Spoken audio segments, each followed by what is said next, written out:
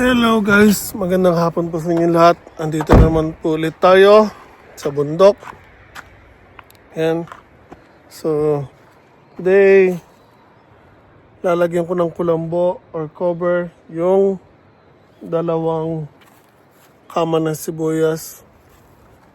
Tulad na ng gagawin natin. Kahapon kasi nagtanim ako ng bawang. Then, nilagay ko tong pinaka-brace ng lagayan ng kulambo, pero inabot na ako ng dilim kaya hindi ko na nailagay. So today lalagay po natin yan kasi sobrang lamig na dito, kaya lagyan natin sila ng protective cover para hindi sila maluto sa lamig. Medyo mukhang nalalantay yung mga sibuyas ko sa lamig, kaya kailangan natin sila malagyan agad ng tabing. So, ayos lang ako and lagyan na natin ng kulambo ang mga sibuyas natin.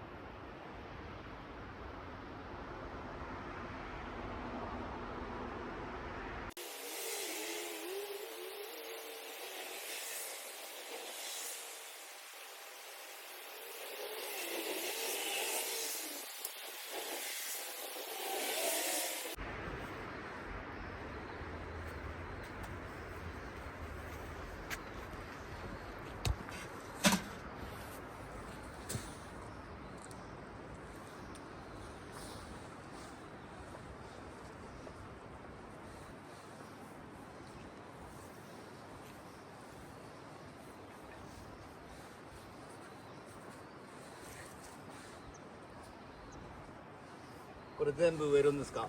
はい。こっちも。はい。ちょっと遅くなっちゃったんだけど、でも、苗はまた出るか出ないかわかんないけどな。ああ、もうね、うん。この時期になると。このお店行ったけど、もう全部なくなっちゃっ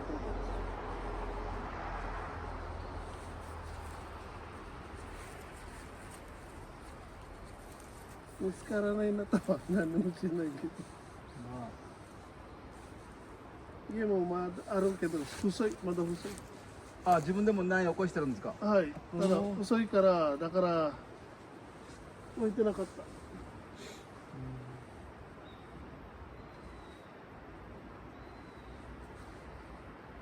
メだったらそのままにする、来年まで。あ、ほっといてもね、うん。ペコルスってか、なんかプランターに入ってるから、だから多分問題ないけど。大丈夫なんだよね。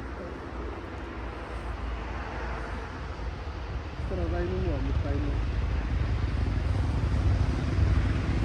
これで何本ぐらい植えたんですか？多分4000ぐらいかな。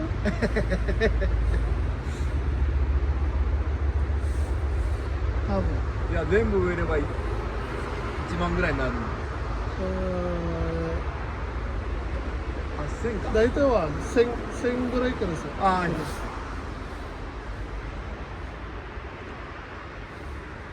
7000本かね。でもそこの一本は、なんだっけ、ニンニク、ああ、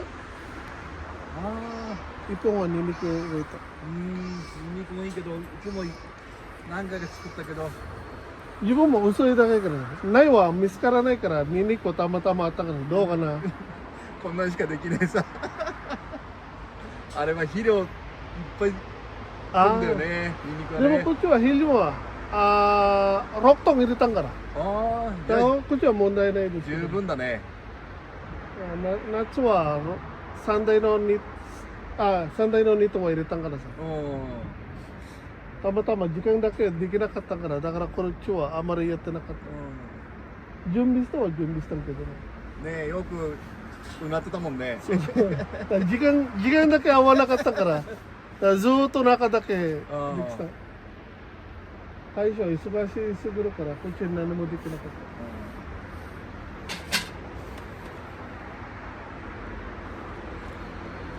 もう寒いからここは水道は使ってるんですか？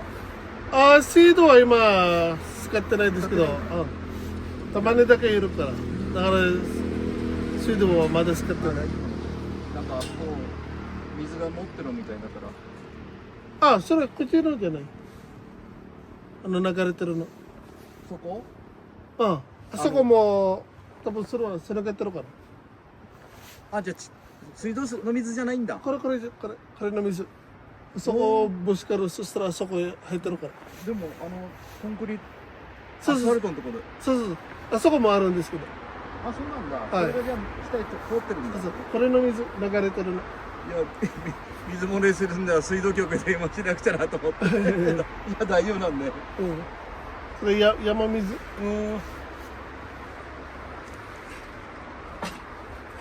かったら電話しなくて。ありがとう。はい。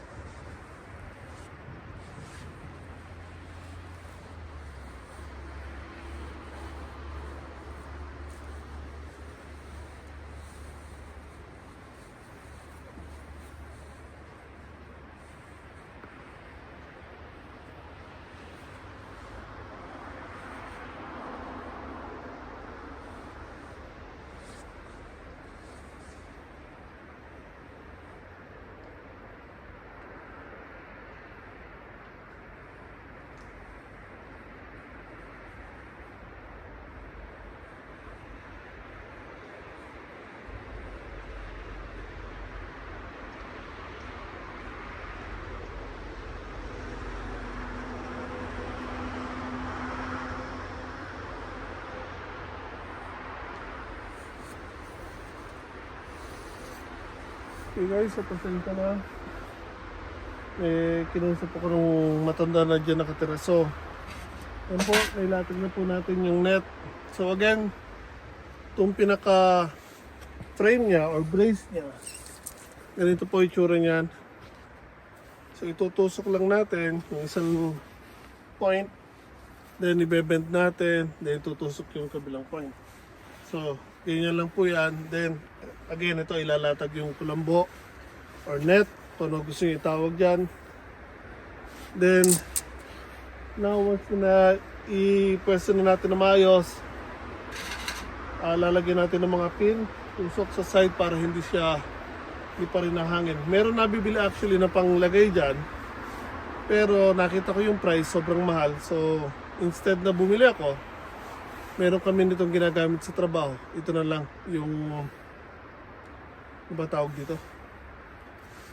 Wire siya, bansen ang tawag namin dito, panali na wire. So ito na lang ginamit ko, binend ko, then itutusok ko lang siya. So nakatipid ako kahit paano. So now lagyan ko lang to, and naubusan na tayo ng net para dito, pero meron pa ako isa sa loob. So yung tatlo na yan, actually isang straight lang yan, isang buo. So hinati-hati ko lang. So yung isang haba natapos dito, so tatlo ang nalagyan. So after ko lagyan to ng pin, kukuha ako ng panibago sa loob, din lalagyan naman natin to. So hopefully bukas, yun doon naman, 2 kama. Again, bawang, tapos yung 1/4 na yan sibuyas. So lagyan lang tayo ng pin, guys.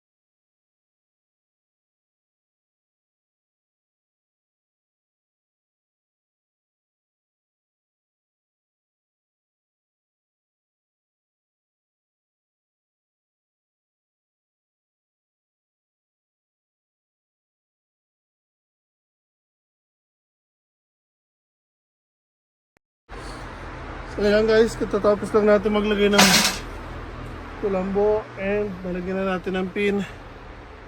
So itong katabi niya, bukas na lang nating lalagyan. Makita niyo po ang dilim na. So ayan, bukas na lang natin pagpapatuloy. Again, meron pa tayong pang cover dyan, nandun lang sa loob ng property. So likumin ko lang gamit ko, and uwi na rin tayo guys. Ang dilim na, medyo malayo pa yung bahay. So salamat sa panonood, and ingat lang tayo pala.